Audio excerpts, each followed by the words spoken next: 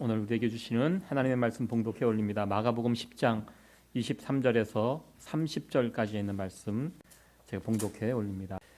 예수께서 들러보시고 제자들에게 이르시되 재물이 있는 자는 하나님의 나라에 들어가기가 심히 어렵도다 하시니 제자들이 그 말씀에 놀라는지라. 예수께서 다시 대답하여 가라사대 얘들아, 하나님의 나라에 들어가기가 어떻게 어려운지 약대가 바늘기로 나가는 것이 부자가 하나님의 나라에 들어가는 것보다 쉬우니라 하신대. 제자들이 심히 놀라 서로 말하되 그런즉 누가 구원을 얻을 수 있는가 하니 예수께서 저희를 보시며 가라사대 사람으로는 할 수 없으되 하나님으로는 그렇지 아니하니 하나님으로서는 다 하실 수 있느니라. 베드로가 여짜와 가로되 보소서 우리가 모든 것을 버리고 주를 쫓았나이다. 예수께서 가라사대 내가 진실로 너희에게 이르노니 나와 및 복음을 위하여 집이나 형제나 자매나 어미나 아비나 자식이나 전토를 벌인 자는 금세에 있어 집과 형제와 자매와 모친과 자식과 전토를 백배나 받되 핍박을 겸하여 받고 내세 영생을 받지 못할 자가 없느니라. 아멘. 네, 오늘 읽어드린 본문의 말씀을 가지고 인생 최고의 선택이라는 제목으로 하나님의 말씀 전하도록 하겠습니다. 가끔 우리가 방송을 보면 이런 조사 결과가 나옵니다. 매년 발표가 되는 것 같습니다. 2022년도 세계 부호 순위. 예전에는 백만장자 이야기를 많이 했지만 요즘은 이제 억만장자 이렇게 표현합니다. 억만장자가 10억 달러라고 합니다. 10억 달러 가진 사람이 억만장자라고 합니다. 10억 달러 한국 돈으로 치면 한 1조가 넘는 엄청난 돈입니다. 저기 1위부터 10위까지 전 세계 부자의 순위가 여러분들 그냥 우리와가 전혀 상관없는 이야기지만 상식으로 이렇게 좀 보시면 되겠습니다. 코로나 팬데믹 가운데 그 명품백이 그렇게 많이 팔렸다고 합니다. 2021년도에는 3위에 있던 사람이 1위였다고 합니다. 저 사람이 1위였는데 이제 3위, 뭐 1위에서 3위까지는 자주 바뀌는 것 같습니다. 그러나 저 순서 눈여겨 보는 것은 저 10명 가운데 8명이 미국 사람입니다. 그러니까 미국에 부자가 많고요. 미국이 그런 면에서도 복받은 나라가 아닌가 생각을 해봅니다. 프랑스 사람 3위가 루비똥 그 회장 3위입니다. 이 코로나 팬데믹 가운데 엄청나게 팔렸나 봐요. 그 가방이. 여러분들도 한두 개씩 다 사셨죠? 예, 예, 아니에요. 예, 예, 감사합니다. 예, 그리고 저희 10위가 인도 사람입니다. 저 밑에 보면 한국 부자도 나와 있죠. 한국 부자가 우리는 삼성 이재용 회장인 줄 알았는데 김범수 카카오톡 여러분들 카톡 쓰시는 그거 김범수 그분이 더 부자이고요. 순위는 뭐 200위권 밖입니다. 한국의 제일 부자가 그 정도밖에 안 된다는 거 또 조사 결과를 통해서 보게 됩니다. 부자들을 바라보는 시선이 한국 사람들은 그렇게 곱지는 않습니다. 그러나 미국 사람들은 부자들을 바라보는 시선이 그래도 좀 한국 사람들보다는 괜찮습니다. 보통 한국은 상속 부자가 많지요.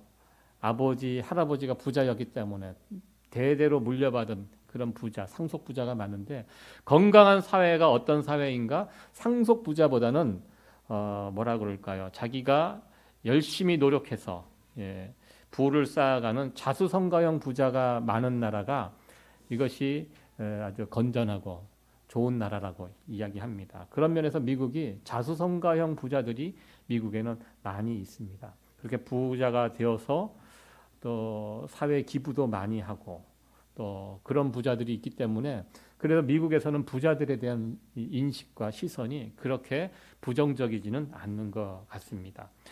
오늘 본문의 내용도 부자에 관한 이야기입니다. 부자 청년에 관한 이야기입니다. 아마 이 마가복음에 소개되는 이 부자 청년은 자수성가, 자기가 스스로 부를 일궈낸 부자가 아니라 상속 부자였던 것 같습니다. 젊은 나이에 부자가 될 수 있는 거, 아버지, 할아버지부터 엄청난 땅을 물려받은 그런 상속 부자가 아니었던가 이렇게 생각을 해봅니다. 그리고 그때 당시 예수님 당시 1세기 당시 사람들은 부자들을 어떻게 바라봤는가? 대단히 긍정적으로 바라봤습니다. 특별히 유대인들은 이 부자가 된다는 것은 하나님께서 복을 내려주셨기 때문에 부자가 될 수 있었다. 이렇게 믿었습니다. 이 부가 하나님으로부터 온 것임을 믿었기 때문에 사회 부자들에 대한 시선이 굉장히 좋았습니다. 부러워했습니다. 축복받은 사람이다. 부자다? 저분은 하나님께서 특별히 사랑하시고 부를 축복을 주셨다. 그래서 부자가 되었다. 그 당시 사람들이 가지고 있었던 생각입니다. 이 부자 청년이 예수님을 찾아와 영생의 문제를 질문하게 됩니다. 우리 10장 17절 말씀인데요. 같이 한번 읽어보도록 합니다. 시작. 예수께서 길에 나가실새 한 사람이 달려와서 꿇어 앉아 묻자오되 선한 선생님이여 내가 무엇을 하여야 영생을 얻으리까. 부자 청년이 예수님께 달려나와 무릎을 꿇고 질문을 합니다. 내가 무엇을 하여야 영생을 얻을 수 있습니까? 오늘 중심 주제는 영생에 관한 그런 문제입니다. 영생이 무엇인가? 영원한 생명. 먼저 이 부분을 생각해 보려고 합니다. 이 부자 청년이 예수님께 물었던 영생, 영원히 사는 것, 죽지 않고 영원히 사는 것, 죽지 않고 영원히 사는 것이 영생인데요. 여러분들 이 영생을 얻으면 좋을까요? 죽지 않고 영원히 살 수 있다는 거 여러분 생각해 보시기 바랍니다. 어떻게 생각하십니까? 내가 죽지 않고 영원히 산다. 이것이 과연 복일까? 먼저 생각을 해봅니다. 성경이 말하는 영생은 단순히 생물학적으로 죽지 않고 영원히 살아간다, 불사한다, 이런 의미가 아니라는 것입니다. 요즘 100세 시대라고 이야기합니다. 평균 90 가까이 이렇게 사시는 분들이 있고요. 80에 또 세상을 떠나시면 조금 일찍 돌아가신 것처럼 그런 느낌입니다. 확실히 요즘은 5년 전, 10년 전에 비해 많은 분들이 오래오래 사십니다. 앞으로 과학과 의학이 더 발달하면 인간 평균 수명이 200세까지도 될 수 있다라는 그런 전망이 있습니다. 여러분들 아직 100세도 안 되셨죠? 200세까지 산다. 여러분들 좋으십니까? 200세까지 살고 싶으세요? 정말요? 살고 싶지 않습니까? 200년을 산다. 150. 적당하게 150. 200년, 150년, 100년. 오래오래 사는 것이 어떻게 보면 장수에 대한 꿈이 인간의 꿈인데요. 중요한 것은 건강한 몸을 가지고 200년 사는 것, 100년 사는 것. 그것이 참 중요한 것이 아닌가 생각을 해봅니다. 요즘 어르신들이 가장 두려워하는 병, 치매, 알츠하이머, 이런 병에 걸리면 오래 산다는 것이 의미가 없어집니다. 그렇게 병들어서 오래 산다고 생명을 연장한다고 무슨 의미가 있겠습니까? 영생을 누린다. 성경에 말하는 영생은요. 어떻게 우리가 영생을 얻을 수 있습니까? 영생은요. 다른 의미가 아닙니다. 하나님과의 관계가 온전히 회복되어서 그리고 나서 누리는 생명, 이것을 영생이라고 말합니다. 하나님과의 관계가 해결되기 위해서는 어떤 문제가 해결이 돼야 됩니까? 먼저 죄의 문제가 해결돼야지 하나님과의 관계가 회복이 되거든요. 죄의 문제를 가지고 있는 상태에서 영생한다. 해결되지 않는 상태에서 이거는 아무 의미가 없습니다. 이 영생이라는 이 질문, 그러니까 이 부자 청년이 예수님께 나와서 영생의 질문을 한 것은 바로 근본적인 질문이 이 문제입니다. 예수님, 어떻게 하면 죄의 문제를 해결할 수 있습니까? 이 질문을 지금 예수님에게 하는 것입니다. 왜? 죄의 문제가 해결돼야 영생이 의미가 있거든요. 하나님과 더불어 교제하며 관계가 회복이 되어 하나님은 나의 하나님이 되고 내가 하나님의 자녀가 되고 그 안에서 지극한 기쁨과 행복을 누리는 상태, 이것이 영생입니다. 영원한 생명입니다. 우리가 예수님을 믿는 그 순간 그부터 우리가 영원한 생명, 영생을 누리는 존재가 된다는 의미가 바로 여기에 있습니다. 영생이라는 것이 죽은 이후에 누리는 것이 영생이 아니라요.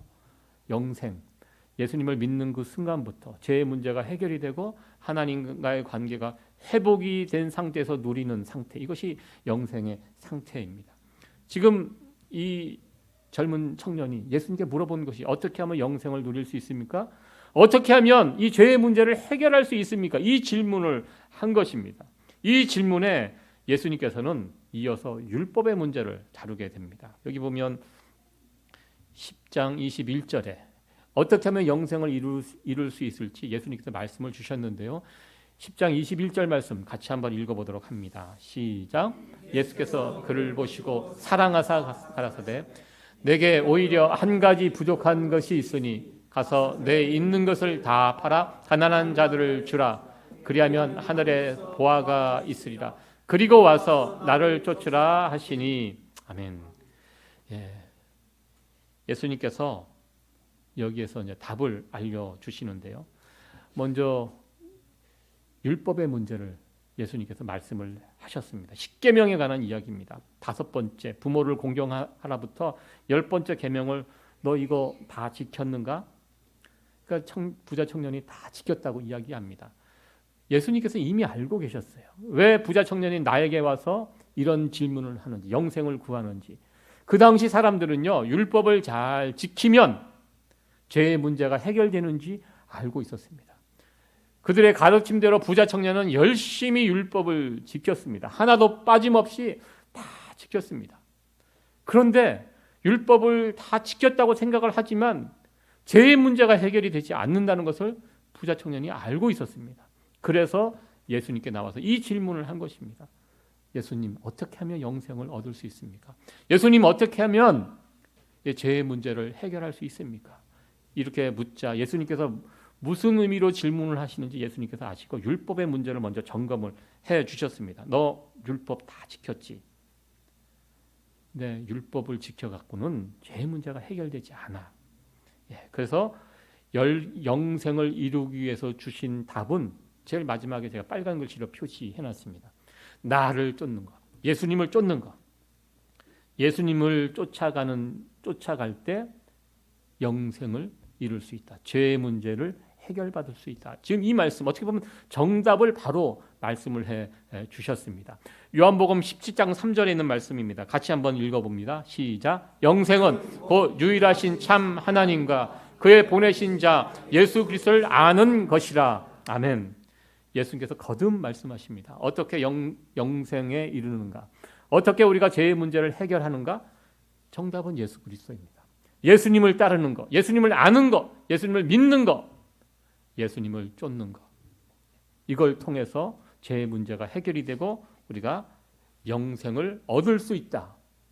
다이렉트로 부자 청년에게 대답해 주셨습니다. 정답이 무엇인지 나를 쫓으라. 그런데요, 나를 쫓으라 하시기 전에 그 앞에 전제 조건이 있었죠. 부자 청년입니다. 내가 가지고 있는 그 재산을 팔아서 가난한 사람들 나눠주고 그 다음에 나를 쫓으라. 이 말씀을 예수님께서 주셨습니다. 근데 이 부자 청년이 가진 것이 너무나 많았습니다. 그래서 고민을 합니다. 이것을 버리고 예수님을 쫓아가서 영생이 귀한 것은 알고 있어요. 영생을 얻는 거 참 귀하다. 그런데 내가 가지고 있는 재산이 또 너무 많은 거예요. 그걸 가지고 고민하다가 결국 예수님을 따라가지 못하고 자신이 가진 재산을 선택하고 그냥 예수님 곁을 떠나가는 이런 모습을 보게 됩니다. 그러니까 부자 청년의 경우에는 영생을 얻는 데 있어서 방해되는 것이 바로 돈이었습니다. 그런데 돈이 힘이 있습니다. 어느 정도 힘이 있냐면 구원을 거절할 막강한 힘이 이 돈에 있는 것을 우리는 보게 됩니다. 예수님께서 재물에 관해서 특별히 말씀을 주셨죠. 한 사람이 두 주인을 섬길 수 없다. 주인 한 분은 하나님이고 하나는 돈입니다. 성경에 그 어떤 것도 하나님의 위치에서 올려놓고 비교한 것이 없습니다. 예수님도 알고 계셨어요. 이 돈이 얼마나 막강한 것인지. 하나님과 돈 비교하면서 그 자리에 올려놓고 예수님께서 말씀하신 거, 하나님의 위치에서 비교되는 건 돈밖에 없습니다. 그만큼 이 돈에 막강한 힘이 있습니다. 결국 부자 청년은 영생의 문제, 돈 놓고 비교하다가 결국 자신이 가진 이 돈을 쫓아가는 이런 모습을 보게 됩니다. 그렇다면 예수님께서 이 주신 말씀 참 힘든 말씀인데요. 이 청년에게 주신 이 말씀이 모든 사람들에게 그대로 다 적용이 되는 것인가? 이 부분을 한번 생각해 보려고 합니다.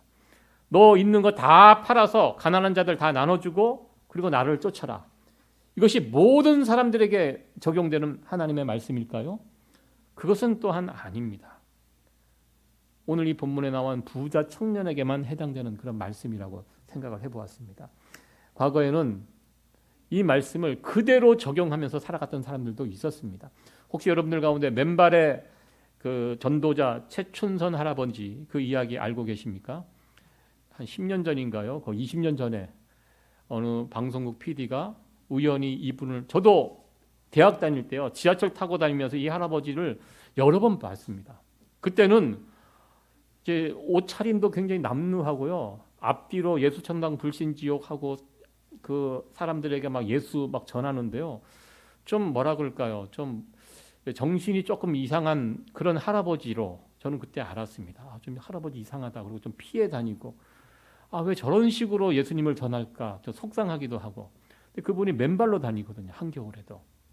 그래서 근데 이분이 돌아가시고 나서 이분의 일생을 추적했던 방송국 PD에 의해서 이분이 어떤 분인지를 알게 되었습니다. 이분이 일제시대 때 굉장히 큰 부자였습니다.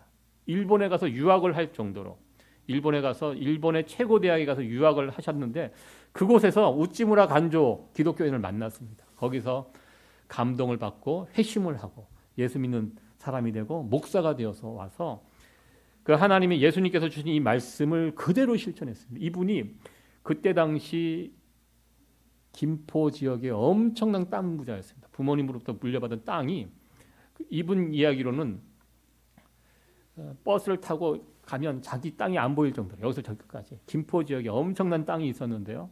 그 땅을 다 팔아서 가난한 사람들 다 나눠주고 자신은 조그만 집, 굉장히 낡은 집 하나 가지고 평생을 가난하게 살면서 복음을 전하면서, 또 이분이 부모님이 또 독립유공자이기 때문에 나중에 돌아가셨을 때 충청도에 있는 어떤 현충원에 묻히시고 그 무덤이 또 사진에 이렇게 보면서 아, 이분이 거짓이 아니었구나, 그것을 알게 됐는데요.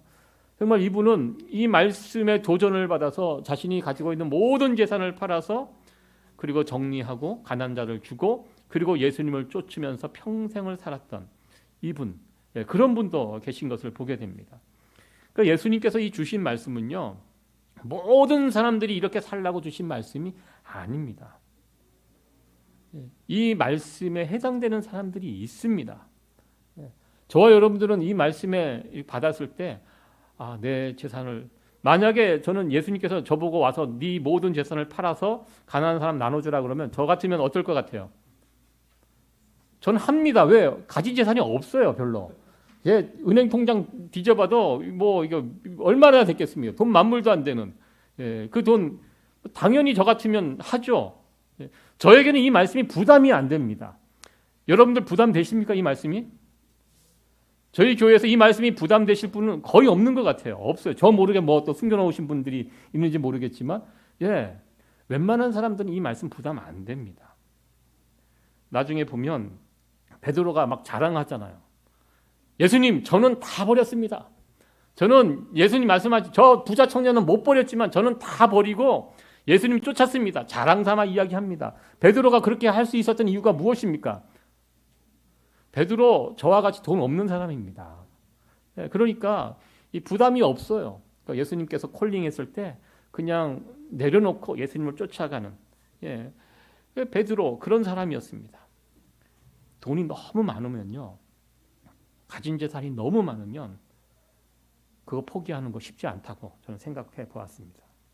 아마 부자 청년이 예수님으로부터 이 요청을 받았을 때 비교를 해봤을 것입니다. 영생, 제가 이게 억만장자가 10억 달러 정도 가진 사람이라고 했는데요, 비교를 해봅니다. 영생과 10억 달러. 여러분들 무엇을 선택하시겠습니까? 여러분들 영생과 10억 달러 중에 여러분 어떻게 할 것 같습니까? 포기할 수 있습니까? 여러분들 부자 청년의 입장이 이해되지 않습니까? 여러분들 다 영생 선택하실 거예요? 예. 예, 마음속으로 아마 여러분들 나름대로 선택을 하셨을 것 같은데요. 예.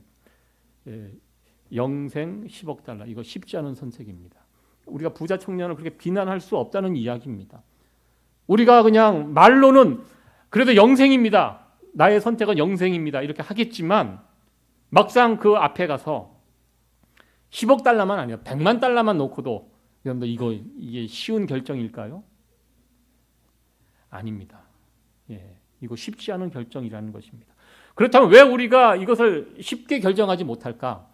저는 그 중에 가장 큰 이유는 예수님께서 말씀하신 이 영생의 의미를 정확하게 파악을 못하기 때문에 영생이 얼마나 좋은 것인지를 모르기 때문에 이것이 이제 헷갈리는 것입니다. 영생이 얼마나 귀하고 좋은 것인지 아는 사람이면 당당하게 영생을 선택합니다. 그러니까 내가 누리는 영생이 잘 모르기 때문에 이 부자 청년 잘 몰랐겠죠. 이 영생이 좋은 것은 알았지만 얼마나 좋은지 얼마나 가치가 있는지 모르기 때문에 비교한 것입니다. 그래서 결국 돈을 선택하며 예수님 곁을 떠나가게 되는데요. 우리도 마찬가지입니다. 영생이 얼마나 귀한 것인지 모르면 우리도 여기에 끌려갈 수밖에 없습니다. 오늘 이 본문의 말씀을 통해서 오늘 내가 지금 붙들고 있는 영생이 얼마나 귀한 것인지 한번 생각해보는 그런 시간이 되기를 원합니다. 예수님께서는 부자 청년이 떠나간 다음에 제자들과 함께 이 문제를 더 깊이 있게 이야기를 하셨습니다. 제자들은 예수님이 주신 말씀을 듣고 일단 놀랐습니다. 예수님이 무슨 말씀을 하십니까? 부자가 천국에 가기, 영생을 얻기가 쉽지 않다라고 말씀을 하십니다. 우리가 잘 알고 있는 비유이죠. 부자가 천국에 가는 거, 낙타가 바늘길로 통과하는 것보다 더 어렵다. 이 말씀을 주셨을 때 제자들이 깜짝 놀랐습니다. 왜냐하면 그 당시 제자들, 그 당시 사람들은 부자가 천국에 가는 거 당연한 것으로 그렇게 믿었거든요. 부자가 될 수 있는 거 하나님께서 축복해 주셨기 때문에 하나님의 복을 받은 사람들이기 때문에 부자는 당연히 천국 간다. 영생을 누린다. 그거 알고 있었는데요. 예수님 말씀을 들어보면 아닌 거예요. 부자가 천국에 가는 거. 무지무지 어렵다. 지금 그 말씀을 지금 하고 있습니다. 그래서 제자들이 깜짝 놀랐는데요. 그리고 여러분들 이 예수님께서 주신 말씀을 통해서 오해는 하지 마시기 바랍니다. 부자는 다 지옥 가고 가난한 사람들은 다 천국 가고 이거 아닙니다. 부자 중에 천국 가는 사람이 있을 수 있고요. 가난한 자들 가운데 지옥 가는 사람들 있을 수 있습니다. 우리가 천국을 가고 영생을 얻는 하나의 조건이 있습니다. 무엇입니까? 예수님 믿는 것입니다. 부자 중에도 예수님 믿으면 천국 가고요. 가난한 사람들 가운데 예수님 믿지 않으면 지옥 갑니다. 우리가 천국을 가고 영생을 누리는 오직 한 길은 예수님밖에 없습니다. 예수님을 내가 믿는가, 예수님을 따르는가, 이 기준입니다. 이 기준에서 우리는 생각해 봐야 합니다. 모든 부자들이 다 지옥 간다. 이 말씀을 지금 하시는 것이 아닙니다. 이 이야기는 부자 청년에 관한 여기에서 영생을 놓고 자기의 그 돈을 쫓아갔던 부자 청년에게 주신 이 말씀입니다. 예수님의 이 말씀을 들었던 제자들은 아마 마음속으로는 안심이 되었던 것 같습니다. 부자 청년은 갖지 못했던 그 영생을 자신은 가지게 된 것에 대해서 내심 기뻐했던 것 같습니다. 그러면서 자연스럽게 베드로가 자랑을 하죠. 주님, 저 부자 청년은 버리지 못했지만 나는 버렸습니다. 저는 버렸습니다. 저는 영생을 누릴 수 있는 충분한 자격이 있는 사람입니다. 아마 이렇게 베드로가 예수님께 말을 했던 것 같습니다. 그런데 그 다음 이어지는 이 말씀은 참 우리가 받기가 어려운 말씀 이야기를 해주시는데요. 29절과 30절 말씀입니다. 우리 같이 한번 읽어보도록 합니다. 시작. 내가 진실로 너희에게 이르노니 나와 및 복음을 위하여 집이나 형제나 자매나 어미나 아비나 자식이나 전터를 벌인 자는 금세에 있어 집과 형제와 모친과 자식과 전터를 100배나 받되 핍박을 겸하여 받고 내세 영생을 받지 못할 자가 없느니라. 아멘. 저도 마가복음 10장에 있는 이 29절 30절 말씀을 읽을 때 참 힘들게 이 말씀을 읽었습니다. 이게 도대체 무슨 말씀인가? 영생 안에서 우리 예수님께서 영생을 얻는다는 것이 무엇인지를 우리 예수님께서 설명을 좀 해주시고 계시거든요. 근데 저는 예수님은 하나님 나라 천국에 계시다가 오신 분입니다. 그러니까 천국이 어떤 곳인지 잘 아세요. 잘 아시는 예수님도 하나님 나라와 영생을 설명할 때 제자들이 그것을 잘 이해를 하지 못했거든요. 오늘 영생을 얻는다는 것, 천국이 어떤 곳인지 이렇게 설명을 해 주시는 것입니다.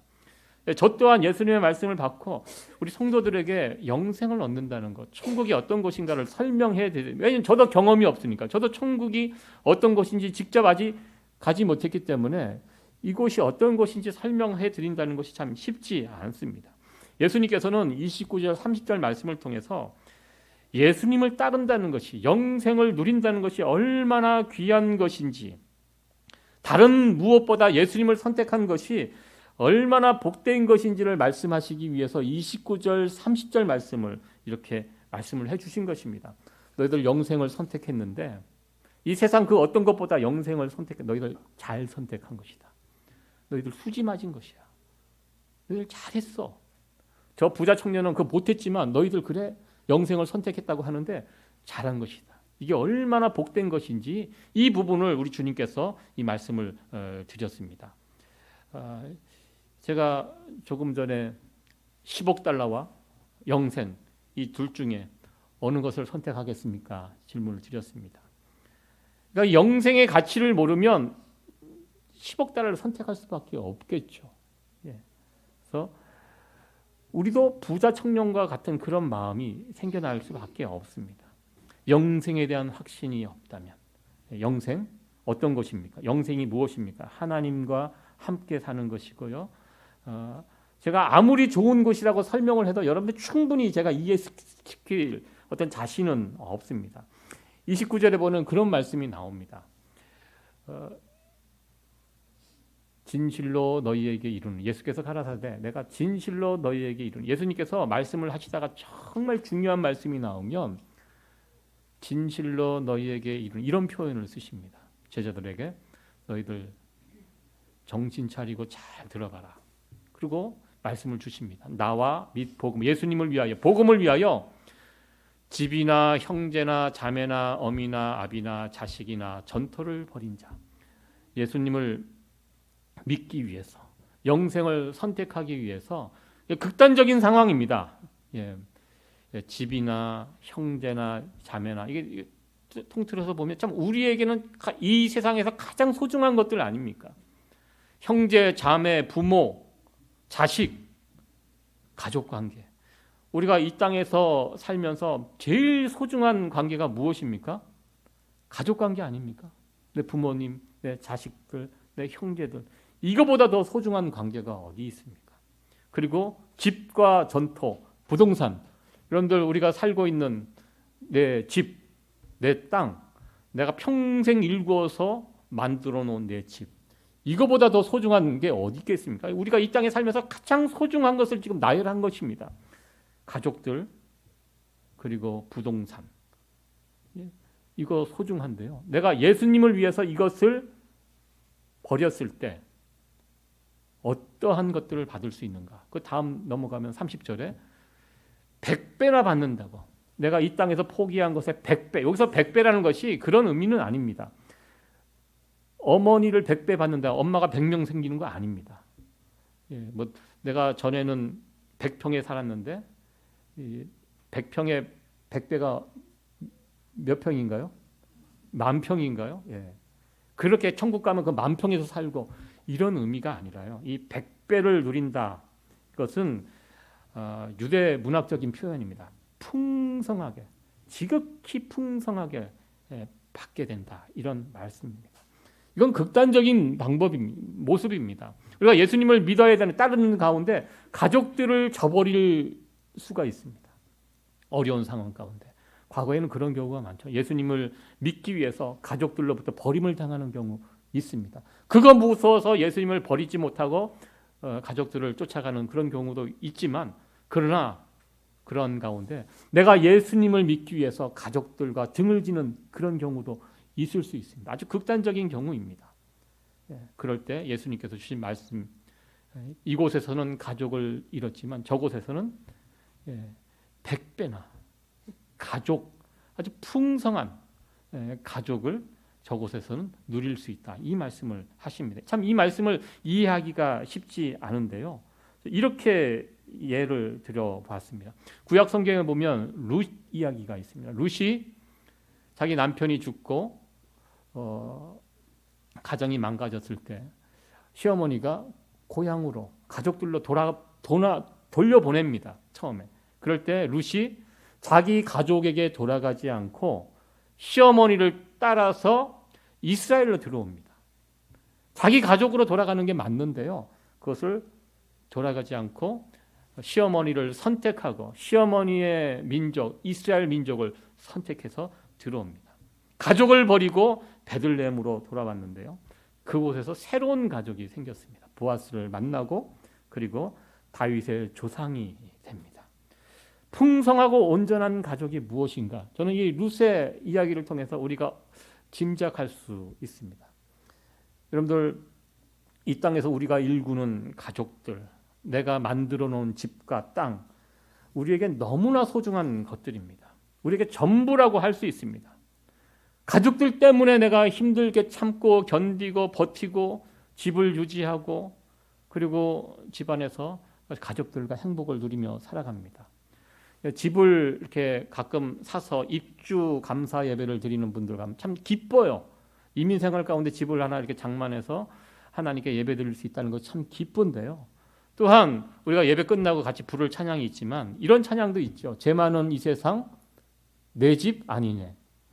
내 모든 보아는 저 천국에 있네.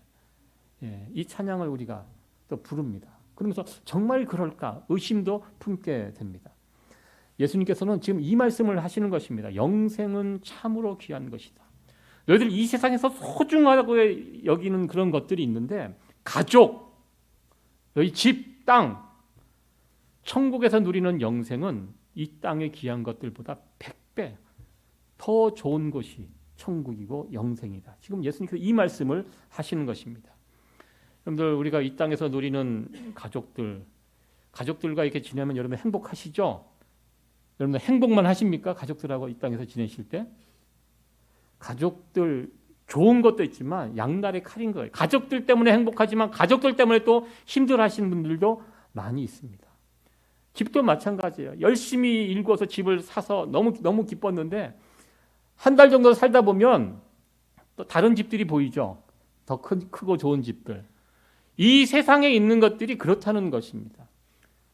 저도 아들이 이제 둘 있는데 저도 아들 참 사랑합니다. 제가 제 컴퓨터 홈페이지에 이렇게 깔아놓은 그 사진이 제 아들, 둘째 아들 4살 때 찍은 사진, 그것만 깔아놓고 있습니다. 자식이 품 안의 자식이잖아요. 요즘은 이 자식 저는 그 4살 때 아이가 제일 이뻤던 것 같아요. 그래서 그 사진만 보고 지금 모습은 좀 비기 싫어요. 말도 안 듣고 전화해도 안 받고 카톡을 이렇게 보내도 답장도 없고 저는 가끔 기숙사에 있으면 보고 싶어갖고 전화하면 받질 않아요. 한 번 전화하면. 얼마 전에 한국에 있는 자기 사촌 동생이 아주 즐거운, 아주 기쁜 일이 있어서 저희 아이에게 메시지를 보냈나 봐요. 그래서 통화하면서 메시지 보내도 우리 애는 답장을 안 한다. 한 이틀 정도 있으면 답장을 할 것이다. 이렇게 이야기하니까 아닌데요. 바로 답장이 왔는데요. 그래서 굉장한 배신감을 제가 느꼈습니다. 이놈이 보는구나. 이제 나이를 먹어가니까 제가 너무 이뻐하니까 그게 싫은 거예요. 근데 저는 그 어렸을 때, 그 아주 아기 때 그 모습이 눈에 선해서 그 모습이 참 좋아서 그 시절을 그리워하면서 이렇게 살고 있거든요. 아마 여러분들도 자식 마찬가지 아닙니까? 이쁠 때가 있고요. 또 보기 싫을 때가 있습니다. 이 땅에서 있는 가족은 그런 것 같아요. 좋을 때도 있지만 좀 힘들 때도 있고, 좋은 모습, 좋지 못한 모습, 이 땅에서 있는 가족 관계, 우리가 살고 있는 집과 땅, 그런 거 같습니다. 그러나 저 천국에서 누리는 영생은 그렇지 않다는 것입니다. 100배의 기쁨과 온전함이 그곳에 있다는 것입니다. 너희들 예수님을 선택하고 나를 따라오는데 잘했다. 이 영생은 이 세상 그 어느 것보다 비교할 수 없는 아주 값진 것인데 너희들 잘 선택했다. 지금 오늘 이 본문의 말씀을 통해서 예수님께서 지금 이 말씀을 우리에게 주시는 것입니다. 특별히 마가복음은요, 로마 교회에 있는 이방인 성도들에게 주신 말씀이라고 마가복음 시작하면서 말씀을 드렸습니다. 지금 로마 교회에 어떤 일들이 벌어지고 있습니까? 예수님을 믿는 것 때문에 핍박을 당하는 성도들이 로마 교회 안에 있었습니다. 잡혀가고 목숨을 잃고 사자밥이 되고 이런 사람들이 있었습니다. 그럼에도 불구하고 예수님을 포기하지 않고 예수님을 쫓아가는 자들이 로마 교회 안에 있었습니다. 로마 교회에 있는 성도들이 예수님의 이 말씀 마가복음 10장 29절 30절에 있는 말씀을 듣고 얼마나 위로가 되었겠습니까? 맞아, 우리는 인생 최고의 선택을 잘한 것이야. 내가 이 세상 것을 선택하지 않고 예수님을 선택한 거, 이 영생을 선택한 거 정말 잘한 선택이야. 예수님의 이 말씀을 듣고 그들은 위로받고 힘을 받았을 것이라고 확신합니다. 오늘 우리들 또한 이 말씀을 통해서 그런 확신을 가졌으면 좋겠습니다. 여러분들 예수님을 선택하고 영생을 선택했습니다. 예수님을 선택하면 그 안에 영생이 있습니다. 여러분들 잘 선택하셨습니다. 오늘 말씀의 제목이 무엇입니까? 우리 인생 최고의 선택입니다. 여러분들 여기까지 오실 때까지 많은 선택을 하시면서 오셨겠지만 우리가 했던 선택 가운데 가장 잘한 선택은요, 예수님을 선택한 것이다. 예수님께서 오늘 이 말씀을 우리에게 전해주시는 것입니다. 예수님을 선택한 것, 그리고 이제 내 안에 영생이 있다는 이 사실, 여러분 안에 영생이 있습니다. 이 사실을 믿으십니까? 네. 이 사실을 확신하시고 그리고 감사하시고 내 안에 있는 영생으로 인하여 기뻐하며 힘을 얻는 우리 성도 여러분들 되어지기를 간절히 축원합니다.